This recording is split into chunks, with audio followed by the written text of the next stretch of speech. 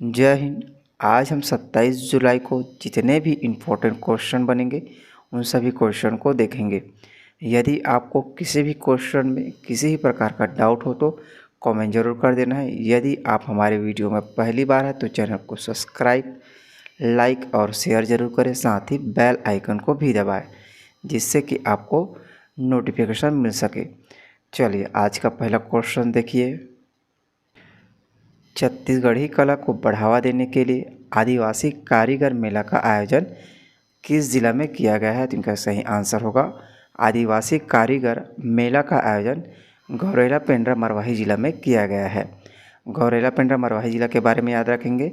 गौरेला पेंड्रा मरवाही जिला का गठन बिलासपुर से अलग कर इसे 10 फरवरी डेट को जरूर याद रखना है। 10 फरवरी 2020 को गौरेला पेंड्रा मरवाही जिला का गठन किया गया है। साथ ही याद रखेंगे गौरेला पेंड्रा मरवाही में पशु प्रजनन केंद्र याद रखना है। पशु प्रजनन केंद्र पेंड्रा में स्थित हैं। साथ ही याद रखेंगे इसके साथ ही बकरी प्रजनन केंद्र भी पकरिया में स्थित हैं, जो गौरेला पेंड्रा मरवाही जिला में स्थित हैं। इसके साथ ही याद रखेंगे पर्यटक स्थल याद रखेंगे। पर्यटक स्थल में प्रमुख रूप से जलेश्वर धाम मंदिर याद रखना है, जहाँ प्राचीन शिव मंदिर स्थित हैं। लक्ष्मण धाम याद रखना है, इसमें लक्ष्मण धाम भी गौरेला पेंड्रा मरवाही जिला में ही स्थित है। जलप्रपात में ओछा जलप्रपात याद रखना है और कबीर चबूतरा याद रखना है। एक महत्वपूर्ण क्वेश्चन भी याद रखेंगे, इसमें कई बार क्वेश्चन बने हुए हैं। माधवराव सप्रे द्वारा प्रकाशित प्रथम मासिक पत्रिका याद रखना है, जिसमें छत्तीसगढ़ मित्र को आप जरूर याद रखेंगे, बहुत ही इंपॉर्टेंट है। छत्तीसगढ़ मित्र का प्रकाशन पेंड्रा रोड से किया गया है, जो गौरेला पेंड्रा मरवाही जिले में स्थित हैं। चलिए इन सही पॉइंट को याद रखेंगे। राज्य सरकार द्वारा छत्तीसगढ़ी कला को बढ़ावा देने के लिए गौरेला पेंड्रा मरवाही जिले में आदिवासी कारीगर मेला का आयोजन किया गया है। माफ़ कीजिएगा, कारीगर मेला का आयोजन किया गया है। मेला जिले के आदिवासी कारीगरों द्वारा निर्मित हस्तकला उत्पादों के विक्रय कला को बढ़ावा देने संस्था ट्राइफेड द्वारा आयोजित किया गया है। ट्राइफेड का उद्देश्य जनजातीय कारीगरों द्वारा उत्पादित उत्पादों को विपणन और लॉजिस्टिक विकास को बढ़ावा देना है। चलिए नेक्स्ट क्वेश्चन देखिए। छत्तीसगढ़ राज्य गठन के बाद पहली बार राज्य में कितने मेगावाट के सुपर क्रिटिकल पावर प्लांट लगाए जाएंगे? बहुत ही इंपॉर्टेंट है दोस्तों, यह क्वेश्चन को जरूर याद रखेंगे, बहुत ही इंपॉर्टेंट क्वेश्चन है। कितने मेगावाट के सुपर क्रिटिकल पावर प्लांट लगाए जाएंगे? तो इनका सही आंसर होगा 1320 मेगावाट के सुपर क्रिटिकल पावर प्लांट लगाए जाएंगे। इसमें 2 पावर प्लांट लगाए जाएंगे, जिसमें 660 मेगावाट के 2 सुपर क्रिटिकल पावर प्लांट लगाए जाएंगे। याद रखेंगे, इंपॉर्टेंट क्वेश्चन है। छत्तीसगढ़ राज्य के गठन के बाद पहली बार लगने वाले 1320 मेगावाट बिजली उत्पादन क्षमता के नए सुपर क्रिटिकल पावर प्लांट का भूमि पूजन 15 अगस्त से पहले मुख्यमंत्री भूपेश बघेल द्वारा करेंगे। वही नए पावर प्लांट एनटीपीसी की देखरेख और उनकी सलाह के साथ बनाए जाएंगे। याद रखेंगे, एनटीपीसी की देखरेख में बनाया जाएगा। मुख्यमंत्री भूपेश बघेल ने अगस्त 2022 में कोरबा में 1320 मेगावाट के नए पावर प्लांट लगाने की घोषणा की थी। इनकी घोषणा अगस्त 2022 में की थी, इसे याद रखेंगे। नए प्लांट को वर्ष 2030-31 तक प्रारंभ करने का लक्ष्य रखा गया है। 660 मेगावाट के 2 super critical power plant Korba पश्चिम में जनरेशन कंपनी की खाली पड़ी जमीन पर लगाए जाएंगे। याद रखेंगे, कोरबा पश्चिम में यह प्लांट लगाया जाएगा। 2 प्लांट होगा, जिसमें 660 मेगावाट के 2 प्लांट लगाए जाएंगे। यह Chhattisgarh state power generation company का सबसे बड़ा और सबसे आधुनिक संयंत्र होगा। राज्य स्थापना के बाद पहली बार इतनी क्षमता का विद्युत संयंत्र स्थापित किया जाएगा।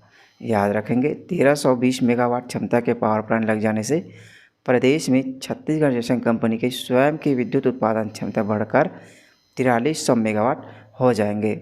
वर्तमान में जनरेशन कंपनी की विद्युत उत्पादन क्षमता 2978.70 मेगावाट है, जिसमें 2840 मेगावाट ताप विद्युत संयंत्र है तथा 138.7 मेगावाट जल विद्युत संयंत्र है। याद रखेंगे, अभी बढ़कर 4300 मेगावाट हो जाएंगे। ये बहुत इंपॉर्टेंट है, इससे क्वेश्चन बनाए जा सकते हैं। चलिए नेक्स्ट क्वेश्चन देखिए। छत्तीसगढ़ ग्रामीण आजीविका शिखर सम्मेलन 2023 का आयोजन कहाँ किया गया है? तो इनका सही आंसर होगा छत्तीसगढ़ ग्रामीण आजीविका शिखर सम्मेलन 2023 का आयोजन रायपुर में किया गया है। याद रखेंगे, इम्पोर्टेंट है। राजधानी रायपुर में कृषि विभाग समर्थित ग्रांड थर्मेटन भारत LLP और सोसाइटी फॉर डेवलपमेंट अल्टरनेटिव द्वारा HDFC बैंक परिवर्तन कार्यक्रम के तहत छत्तीसगढ़ ग्रामीण आजीविका शिखर सम्मेलन 2023 का आयोजन किया गया है। शिखर सम्मेलन का उद्देश्य ग्रामीण आजीविका को बढ़ावा देना शामिल है। प्रमुख हितधारकों के बीच ज्ञान और अनुभव साझा करने के लिए मंच प्रदान करना था, जिसमें किसान उत्पादक संगठन, सरकारी पहल और पारिस्थितिकी तंत्र विकास पर जोर दिया गया है। साथ ही महिलाओं के लिए आजीविका के विकास और संबंधित FPO की स्थिरता के लिए एक सक्षम वातावरण विकसित करने के लिए एक रणनीति पर विचार विमर्श करना भी एक प्रमुख उद्देश्य है। चलिए अगला प्रश्न देखिए। छत्तीसगढ़िया ओलंपिक 2023 के दूसरे चरण की शुरुआत कब किया जाएगा? तो इनका सही आंसर होगा छत्तीसगढ़िया ओलंपिक के दूसरे चरण की शुरुआत 27 जुलाई को किया जाएगा। याद रखेंगे, इम्पोर्टेंट है। हरेली तिहार के दिन शुरू हुए छत्तीसगढ़िया ओलंपिक के दूसरे चरण जोन स्तर की शुरुआत 26 जुलाई से हो रही है। इसमें 8 राजीव युवा मितान क्लब को मिलाकर एक जोन बनाया गया है। याद रखेंगे, 8 राजीव युवा मितान क्लब को मिलाकर एक जोन बनाया गया है। जोन स्तर की इस प्रतियोगिता का समापन 31 जुलाई को किया जाएगा। इसमें कोट वाले क्वेश्चन बनाए जा सकते हैं, इसलिए इन सभी पॉइंट को याद रखना है। पहले चरण में राजीव युवा मितान क्लब स्तर की प्रतियोगिता ग्रामीण एवं नगरीय क्षेत्रों में 17 जुलाई से 22 जुलाई तक आयोजित की गई है। राजीव युवा मितान क्लब स्तर एवं जोन स्तर के समापन के बाद तीसरे चरण विकासखंड एवं नगरीय क्लस्टर स्तर पर आयोजन 7 अगस्त से 21 अगस्त तक किया जाएगा। चौथे चरण जिला स्तर पर आयोजन 25 अगस्त से 4 सितंबर तक किया जाएगा। पाँचवें चरण संभाग स्तर पर आयोजन 10 सितंबर से 20 सितंबर तक किया जाएगा। अंतिम में राज्य स्तर खेल प्रतियोगिता आयोजित होगी, जिसका आयोजन 25 सितंबर से 27 सितंबर तक आयोजित किया जाएगा। इन पॉइंट को याद रखेंगे। चलिए नेक्स्ट क्वेश्चन देखिए। रायगढ़ जिले के कितने स्कूल सुघ्घर पढ़इया योजना के अंतर्गत प्लेटिनम एवं सिल्वर अवार्ड के लिए नामित हुए हैं? तो इनका सही आंसर होगा 2 स्कूल सिल्वर एवं प्लेटिनम अवार्ड के लिए नामित किए गए हैं। याद रखेंगे, सुघ्घर पढ़इया योजना अंतर्गत रायगढ़ जिले के 2 स्कूल प्लेटिनम एवं सिल्वर अवार्ड के लिए नामित हुए हैं। रायगढ़ के प्राथमिक शाला भद्रापारी संकुल बयान को प्लेटिनम अवार्ड तथा प्राथमिक शाला पसरा डिपा संकुल डोंगी तराई को सिल्वर अवार्ड हेतु नामित किया गया है। आगामी 15 अगस्त स्वतंत्रता दिवस के अवसर पर उक्त दोनों स्कूलों को राज्य स्तर पर सम्मानित किया जाएगा।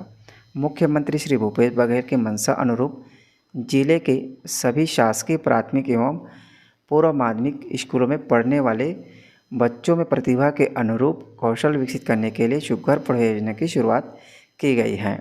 इस योजना के तहत बच्चों में कौशल विकसित करने पर उत्कृष्ट विद्यालयों को प्रमाण पत्र और पुरस्कार दिया जाता है। चलिए नेक्स्ट क्वेश्चन देखिए। AK-203 राइफल उत्पादन का जिम्मा छत्तीसगढ़ के किस अफसर को दिया गया है? तो इनका सही आंसर होगा छत्तीसगढ़ के मेजर जनरल सुधीर शर्मा को दिया गया है। आप इमेज में देख सकते हैं, ये है मेजर जनरल सुधीर शर्मा जी। याद रखेंगे, इंपॉर्टेंट क्वेश्चन है।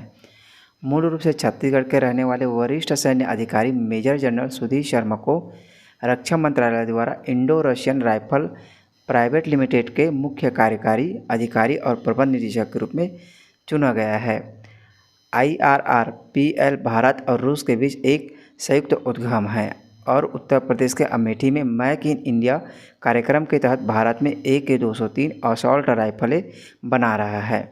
कंपनी के पास अगले 10 सालों में करीब 53 करोड़ रुपए की लागत से 6 लाख AK राइफल बनाने का ऑर्डर प्राप्त हुआ है। मेजर जनरल सुधीर शर्मा दुर्ग जिले के रहने वाले हैं।